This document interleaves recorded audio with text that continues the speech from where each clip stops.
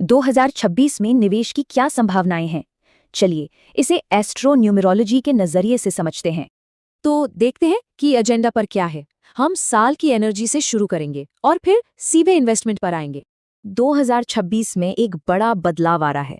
2025 वाली जबरदस्ती की पावर नहीं, अब चलेगी प्रिंसिपल्ड पावर। न्यूमरोलॉजी के हिसाब से ये साल है नंबर 1, यानी सूर्य का। मतलब लीडरशिप में लॉजिक और स्थिरता चाहिए।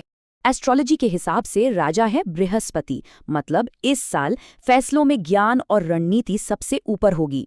और हाँ, एक्शन के लिए मंत्री हैं मंगल, पर चलेंगे तो ये भी बृहस्पति की सलाह पर ही। तो इसका मतलब क्या हुआ? मतलब ये कि बिना लॉजिक के जबरदस्ती करने वालों का सफल होना मुश्किल है। इसका असर अमेरिका की साख पर पड़ सकता है, उसकी सुपर पावर वाली इमेज को चुनौती मिल सकती है। और भारत के लिए साल 2 हिस्सों में बटा है।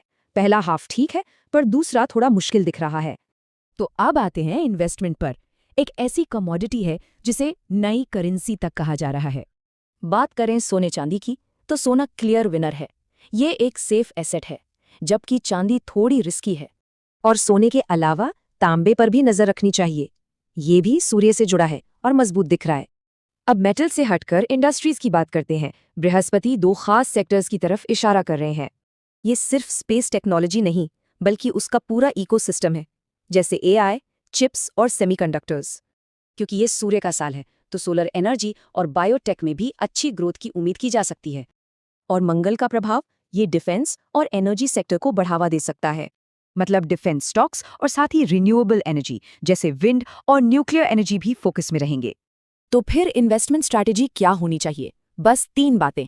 लंबा सोचें, शॉर्ट टर्म जुए से बचें और अपना रिस्क समझें। लॉन्ग टर्म ही क्यों?